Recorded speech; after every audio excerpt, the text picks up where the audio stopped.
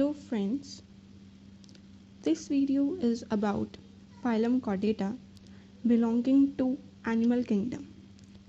Now let's start. Phylum Chordata. Whenever we talk about any phylum, the first thing we discuss is its general characters. First thing is that they are triploblastic. Triploblastic means their body is made up of 3 germ layers: ectoderm, endoderm, and mesoderm. Next is they are bilaterally symmetrical. Means their body is can be divided into 2 different and identical halves. Now let's talk about its level of organization. They have organ system level of organization, that is, they have organ systems in their body like digestive system, circulatory system, etc. Talking about their coelom, they are enterocoelomates, that is, they have a true coelom lined by mesoderm on all the sides. These are some of the general characters of phylum Chordate. Now let's talk about what are the characters that make this phylum different from others. That is, what are their unique characters. First of all, they have a hollow dorsal nerve cord, which is ectodermal in origin. Then they have a solid ventral notochord, which is mesodermal in origin. Then they have pharyngeal gill slits,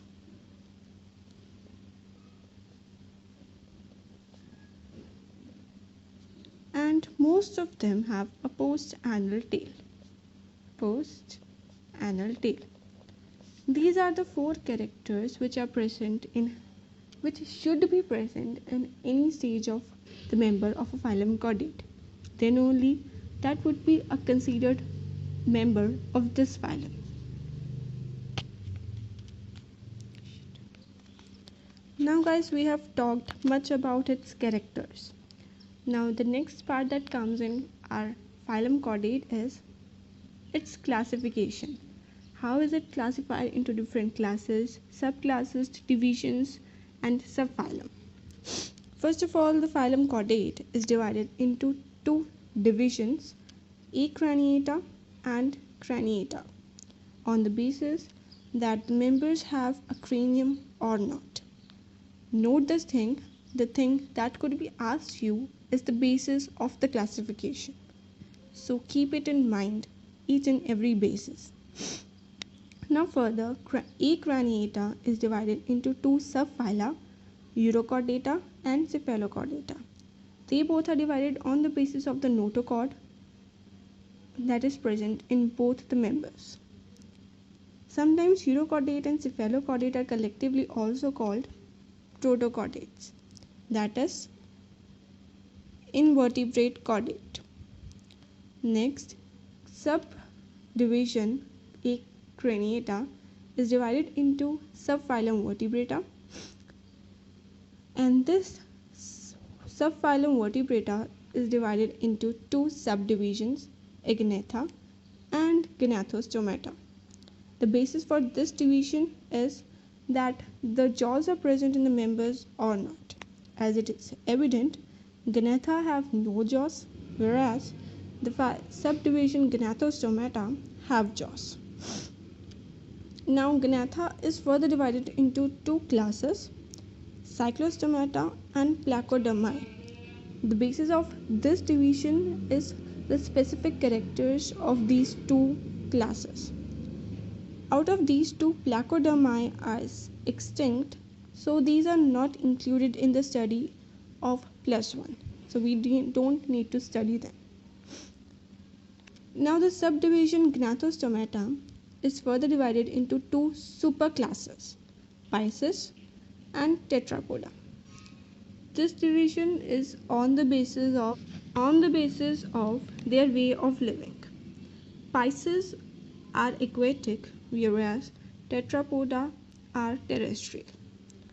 Pisces are further divided into three classes: Ostracodermi, Chondrichthyes, and Osteichthyes. Out of these three, Ostracodermi are extinct, so we don't need to study them. Now talking about the superclass Tetrapoda, it is divided into four classes: Amphibia, Reptilia, Aves, and Mammalia. This division is on the basis of walking pair of legs. The class Mammalia is divided into two subclasses, Prototheria and Theria, and further the subclass Theria is divided into two infraclasses, Metatheria and Eutheria. This is all about the classification of chordate. The main thing which you have to learn is the basis of different classes. Now in this video we will cover the subphylum urochordate and cephalochordate. Now let's talk about our subphylum urochordata. First of all, we'll talk about what are its characters which make it a member of the phylum chordate. First of all, its larva has a notochord in its tail as a character of chordate, and the adult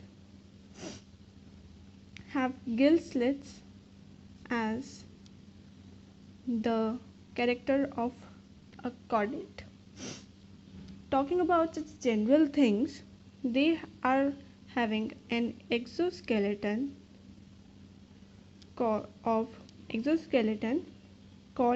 tunic, made up of a protein called tunicin. Because of the presence of the exoskeleton tunic, sometimes the subphyla is also called subphylum tunicata. Let's talk about its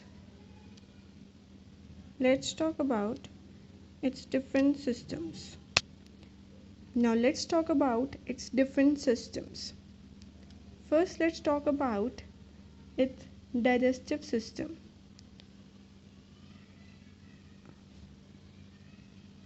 It is having a U-shaped alimentary canal with both mouth and anus.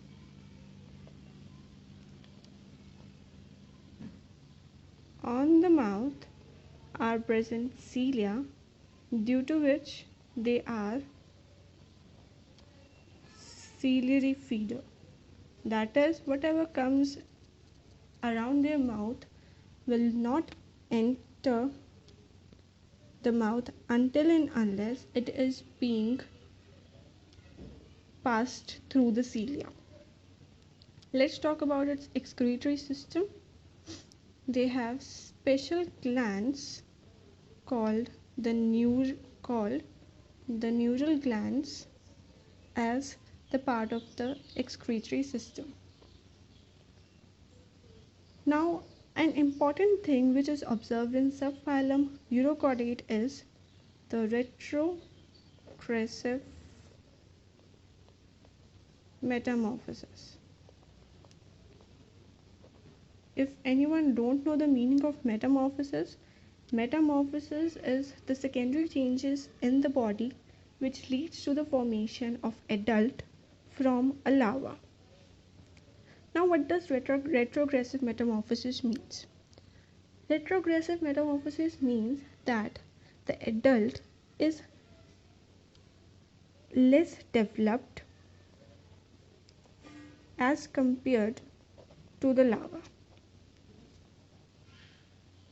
As it could be seen in this phylum that the adult is not able to swim, whereas the larva is free swimming.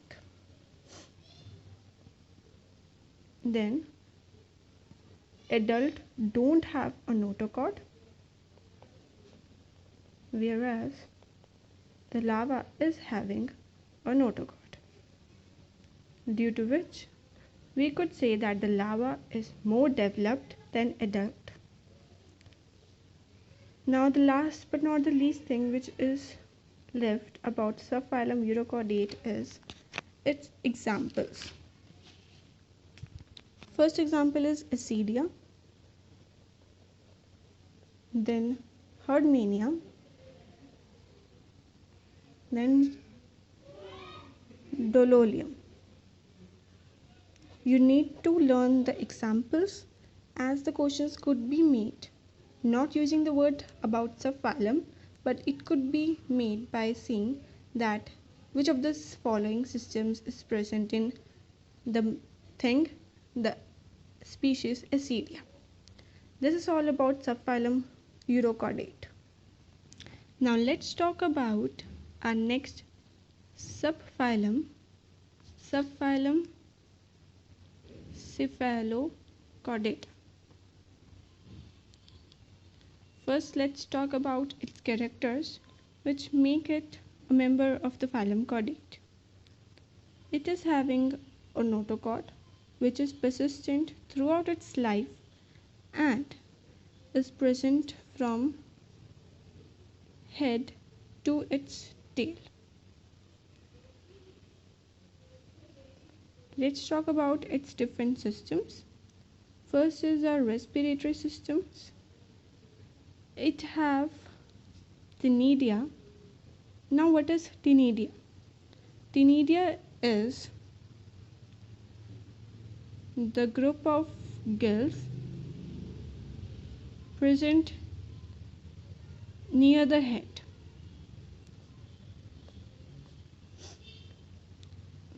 Its shape is like this.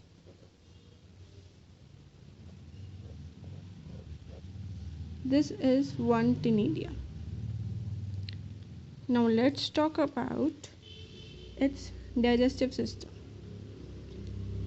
It is having special organs called wheel organ or Muller's organ as a part of their digestive system. The question is very much asked about its digestive system, so keep this in your mind. Now let's talk about its circulatory system. It is open, that is, the blood vessels are not continuous and sometimes the blood comes out of the blood vessels and the organs are directly shed by it. Let's talk about its excretory system. It is having solenocytes which are also present before in the animal kingdom in platyhelminths. Now last but not the least thing that is to be studied about subphylum cephalochordate is its examples. Very popular example is branchiostoma, and always whenever a question comes, the name asked is branchiostoma.